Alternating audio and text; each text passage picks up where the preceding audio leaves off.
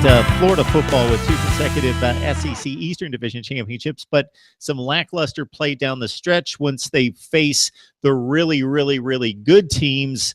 The play isn't even in the ballpark of what we saw against Florida State and Alabama, and 2 years ago in the bowl game against Michigan when they faced top 5 and top 10 teams. Typically, Florida has shown that the offense is way removed from what we see competing for national championships. So your thoughts about Florida's outlook once you heard Jim McElwain at the podium and his quarterback situation with Malik Zaire, with a certain amount of experience coming from Notre Dame and also Philippi Franks. Florida's quarterback room is finally where it needs to be at. They've got healthy competition. I mean, let's keep this in mind.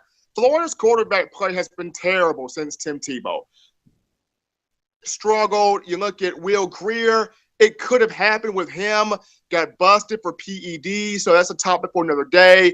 Treon Harris was a struggle. Austin Appleby was a struggle. Luke Del Rio, I hate it for him, started at Alabama, was bounced around everywhere. He never really got it going. I think for the first time, you have a healthy quarterback room in competition with Malik Zaire, but also Felipe Franks, the redshirt freshman who's 6'6". This kid's got a cannon of an arm, and I would love for the Gators to take the cuffs off him and let's see what this kid can do. But once again, I'm not Jim McElwain. I can't make that decision. But if you look at the offensive line, Florida's got experience there. They've got Jordan Scarlett and Michael Pirine at the running back position. At wide receiver, there's Antonio Callaway, but they also stacked up some more talent there. Defensively, yes, you lose Jordan Davis. You lose Jalen Tease Tabor and Marcus May and Caleb Brantley, some big pieces. But Jabari Zangaya's back. You bring back CeCe Jefferson.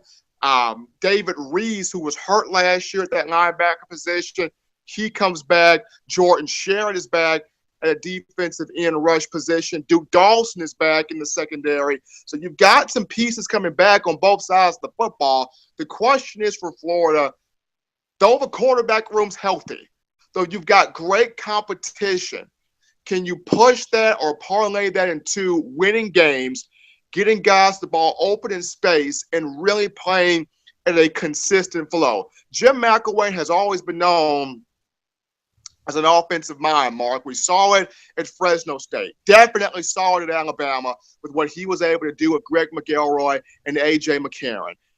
He even went to Colorado State and made that program a very, very competitive, good, solid program at Colorado State. So we know what he can do as an offensive mind. Can he take that same prowess and put it into Florida, starting with that quarterback position? That's the key for McElwain. Yeah, the Florida defenses, which were generally recruited by Will Muschamp, have been top-notch with some of the great secondary play in college football and even front seven play that we've seen over the last few years, and that's what has won, along with the division not being as strong, the programs at Georgia and Tennessee, than we had grown accustomed to, in decades past. So Florida took advantage of that.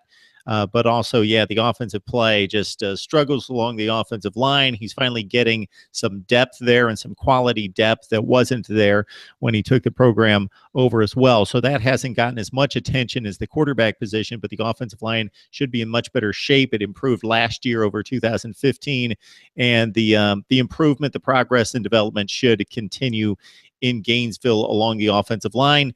And I've got to trust that Jim McElwain, with all the work that he's done in developing quarterbacks, is going to, number one, make the right selection between Franks and Zaire, and number two, then he's going to focus on their development and make them and maximize their potential and their ability and get as much out of the quarterback position this season as what he has on hand. All right, Stephen M. Smith, Touchdown Alabama, joining us to break down Alabama football in particular, but we dive into the rest of the SEC as well. You can catch us on Podbean and iTunes for the audio versions. Just look up Mark Rogers TV and join us on YouTube at Mark Rogers TV and also SEC Breakdown. All right, Stephen, we appreciate the recap on SEC Media Days. You survived another one. Now it's on to August camp and getting set for some real football. Some real football and more yelling from Nick Saban. This is great.